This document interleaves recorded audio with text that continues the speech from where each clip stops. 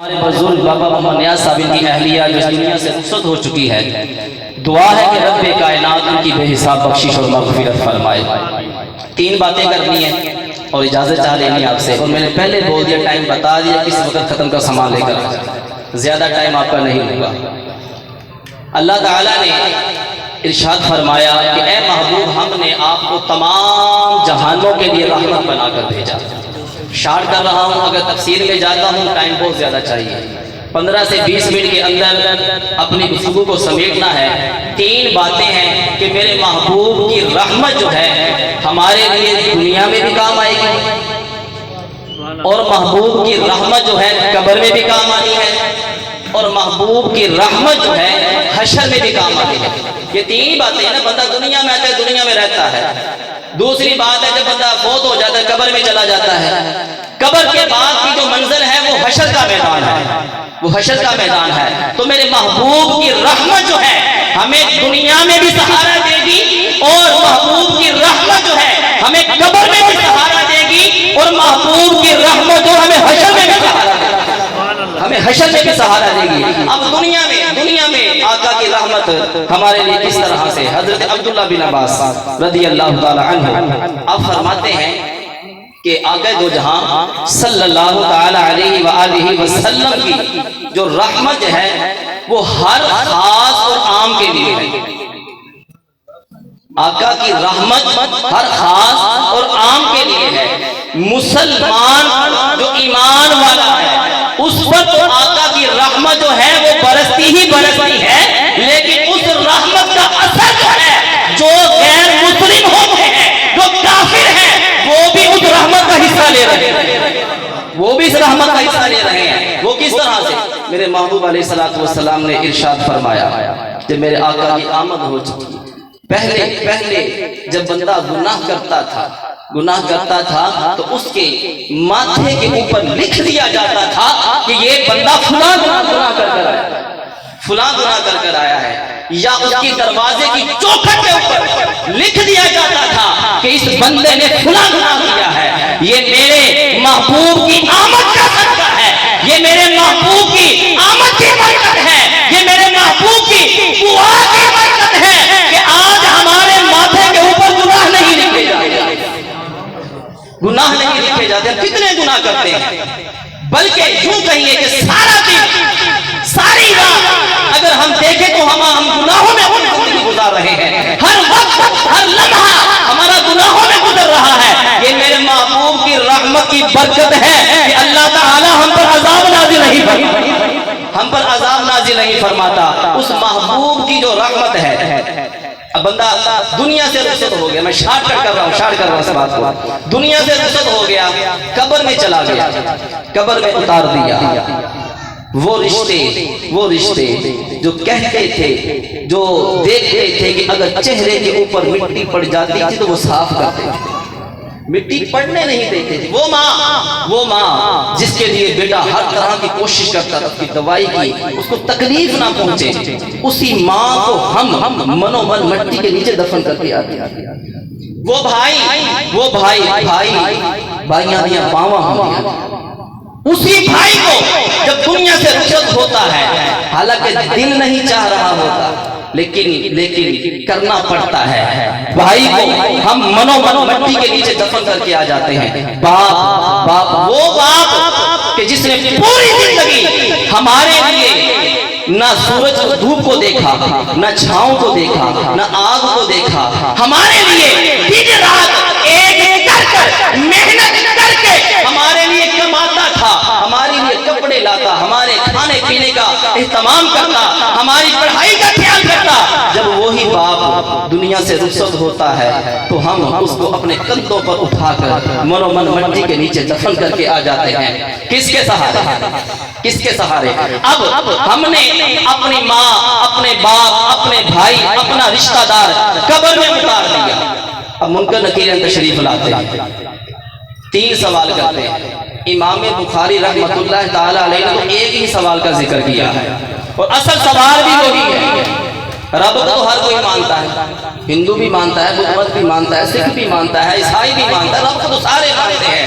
مسئلہ رسالت پر آتا ہے، حضور کی رسالت پر آتا ہے نتیجہ لاتے ہیں. پہلا سوال کرتے ہیں من ربو کا, بتا تیرا رب کون ہے, بتا تیرا رب کون ہے. وہ جواب دے دے گا کہ ربی اللہ, میرا رب اللہ ہے.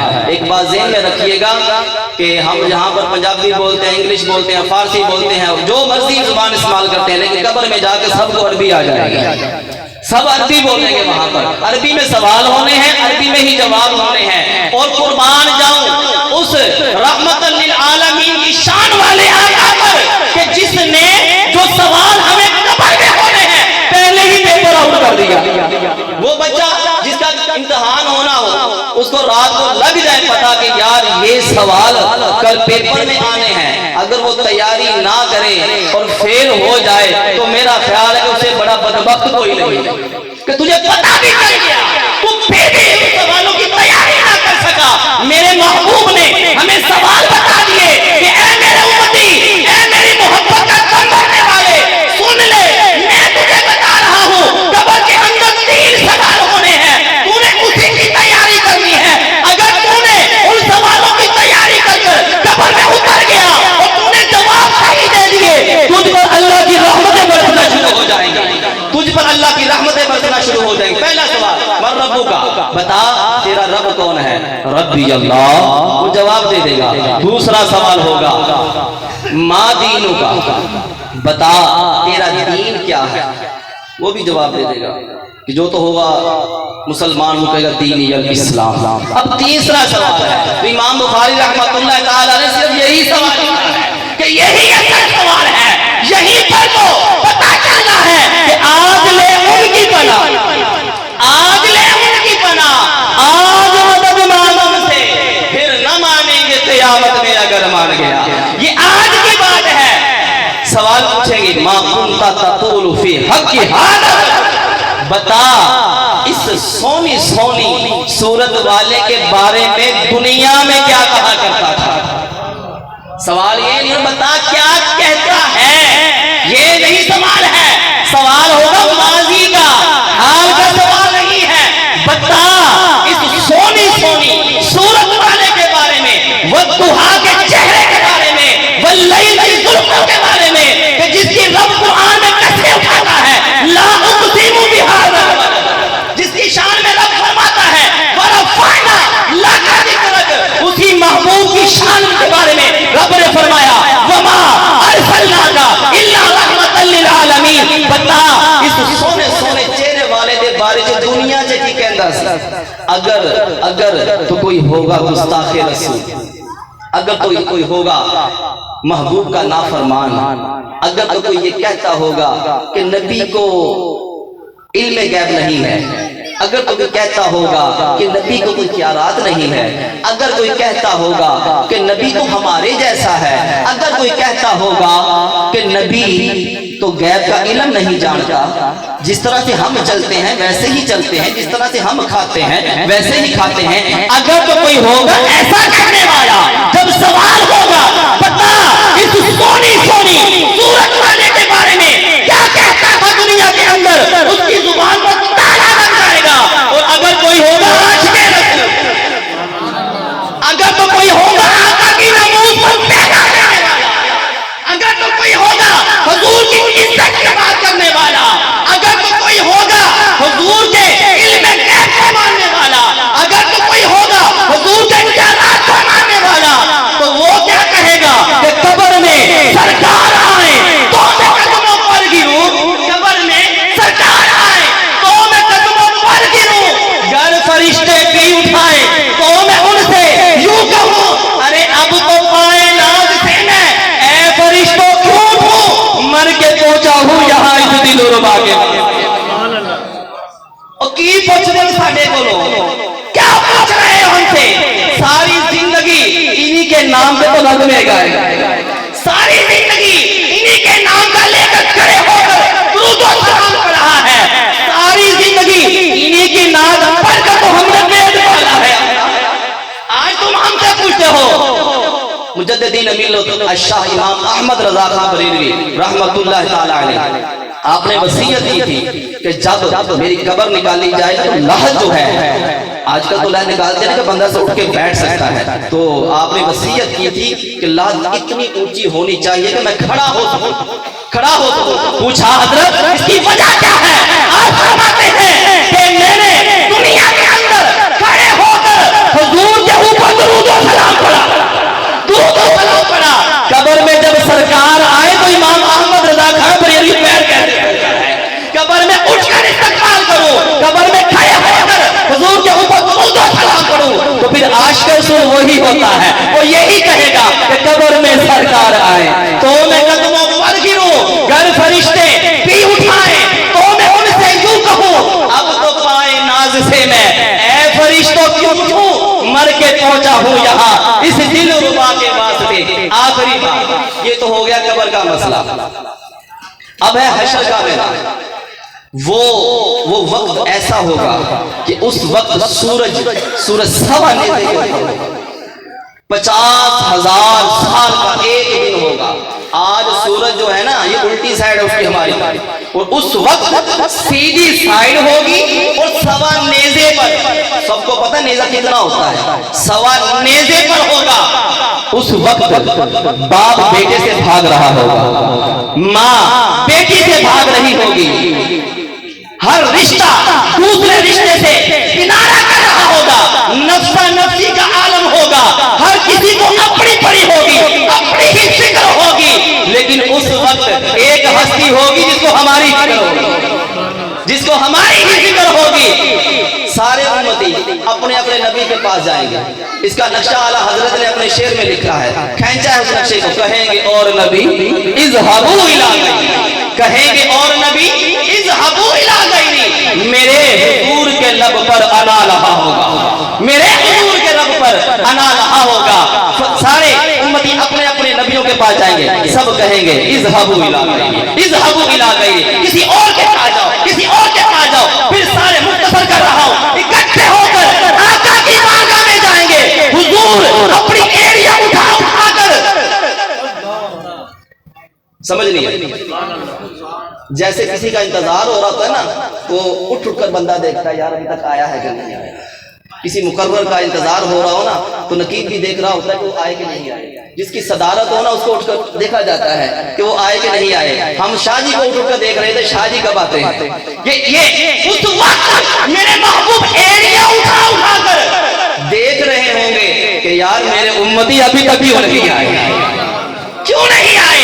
سارے امتی اکٹھے ہو کر آقا کی بارگاہ میں حاضر ہو جائیں گے۔ محبوب علیہ السلام فرمائیں گے اے میرے یارو، شفاعت کا سہرا رب نے اسی لیے تو میرے سر پر سجایا تھا، اسی لیے تو میرے سر پر سجایا تھا۔ پھر محبوب علیہ السلام ایک سجدہ ایسا کریں گے کہ میرے محبوب نے دنیا کے اندر جب قیام لمبا کرتے تھے، سجدہ لمبا کرتے تھے تو رب فرماتا تھا قُمِ اللَّيْلَ إِلَّا قَلِيلًا، اے محبوب تھوڑا وقفہ بھی کر لیا کر، آرام بھی کر لیا کر، ٹھہر ٹھہر کر قرآن کو پڑھا کرو۔ اس رب اپنے محبوب کی قسمیں اٹھاتا ہے، یا ایھا المزمل یا ایھا المدثر، وہ بشارنے والا نبی جب سر سجدے میں رکھے گا رب فرمائے گا ارفع رأسک یا محمد، اے محمد سر کو اٹھائیے، آج جو کچھ مانگے گے وہ عطا کیا جائے گا، آج جو کچھ مانگیں گے عطا کیا جائے گا۔